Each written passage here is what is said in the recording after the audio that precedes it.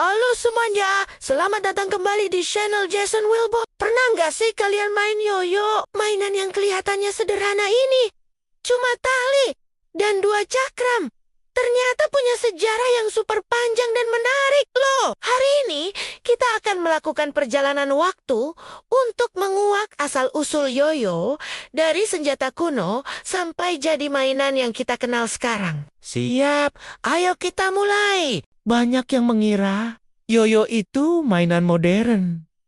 Tapi sebenarnya, jejaknya bisa kita lacak sampai ribuan tahun ke belakang. Salah satu bukti tertua datang dari Yunani kuno, sekitar tahun 500 SM. Di sana, para arkeolog menemukan vas yang dilukis dengan gambar anak laki-laki sedang bermain dengan mainan yang mirip banget sama yoyo. Benda-benda serupa yang terbuat dari tanah liat juga ditemukan. Konon, di Yunani kuno, mainan ini diberikan kepada anak-anak dan ketika mereka beranjak dewasa, mereka akan mendedikasikan mainan masa kecil mereka itu kepada para dewa sebagai simbol peralihan. Jadi, yoyo bukan cuma mainan, tapi juga bagian dari ritual budaya. Ada juga teori lain yang gak kalah seru. Beberapa sejarawan percaya bahwa yoyo sebenarnya berasal dari Filipina dan awalnya bukan mainan, melainkan senjata berburu. Bayangin deh,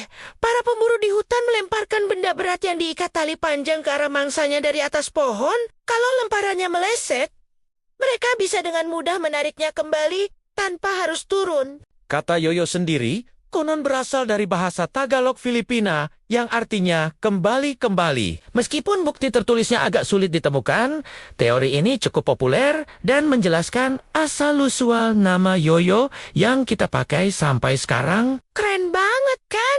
Dari alat berburu jadi mainan. Nah, bagaimana yoyo bisa menyebar ke seluruh dunia dan jadi sepopuler sekarang? Kita harus berterima kasih pada seorang imigran Filipina di Amerika Serikat bernama Pedro Flores. Sekitar tahun 1920-an, Pedro melihat potensi besar dari mainan masa kecilnya ini. Dia mulai membuat yoyo secara manual dan mendemonstrasikan trik-triknya.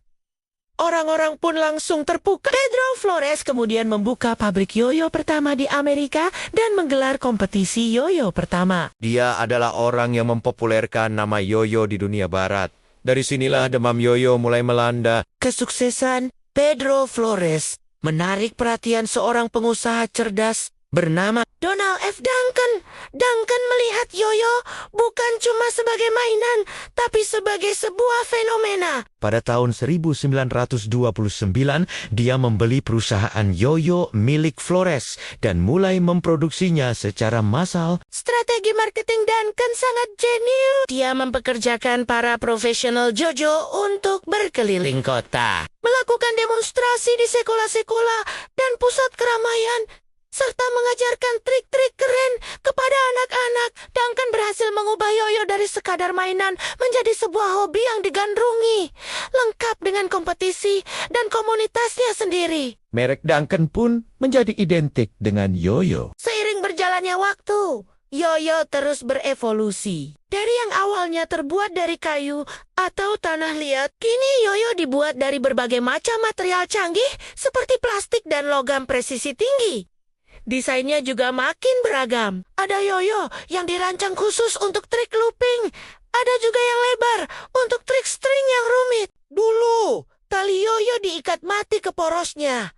Tapi sekarang ada yang namanya bearing atau laher. Inovasi ini memungkinkan yoyo berputar atau slip jauh lebih lama di ujung tali, membuka pintu ke ribuan trik baru yang dulu mustahil dilakukan. Dari sini lahirlah gaya bermain modern yang kita lihat di kejuaraan dunia. Gaya bermain yoyo modern itu sendiri sudah seperti seni pertunjukan. Ada 5 gaya utama yang dipertandingkan secara resmi. Pertama, satu bukaan, diafragma atau single A. Ini gaya paling umum di mana pemain menggunakan satu yoyo responsif atau tidak responsif untuk melakukan trik tali yang rumit. Lalu ada 2 bukaan diafragma atau double A, di mana pemain menggunakan 2 yoyo sekaligus untuk melakukan trik looping yang sinkron. Ini butuh koordinasi koordinasi tangan yang luar biasa. Ketiga, ada 3 bukaan diafragma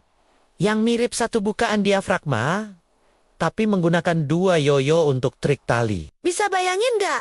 Rumitnya mengontrol 2 yoyo yang berputar di tali. Selanjutnya, gaya keempat adalah 4 bukaan diafragma atau off-string. Di gaya ini, yoyo tidak terikat pada tali. Pemain melempar yoyo ke udara dan menangkapnya kembali dengan tali.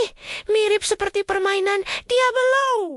Ini sangat spektakuler untuk ditonton. Terakhir, ada 5 bukaan diafragma atau freehand. Di gaya ini, ujung tali tidak diikatkan ke jari pemain, melainkan diikatkan pada sebuah pemberat kecil seperti dadu atau bola. Ini memberikan kebebasan gerak yang luar biasa dan memungkinkan trik-trik yang sangat kreatif. Setiap gaya punya tantangan dan keindahannya sendiri. Jadi, apa yang membuat yoyo bertahan selama ribuan tahun? Mungkin karena yoyo lebih dari sekadar mainan. Yoyo melatih koordinasi mata dan tangan, kesabaran, dan kreativitas. Setiap kali berhasil menguasai trik baru, ada kepuasan tersendiri. Yoyo juga membangun komunitas. Di seluruh dunia, ada banyak pemain yoyo yang saling berbagi trik, tips, dan semangat. Dari anak-anak yang baru belajar, walk the dog, sampai para juara dunia yang melakukan trik super rumit. Semua disatukan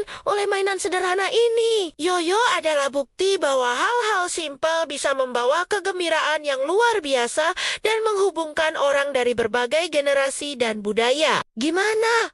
Jadi tertarik buat coba main yoyo lagi? Siapa tahu kalian punya bakat terpendam.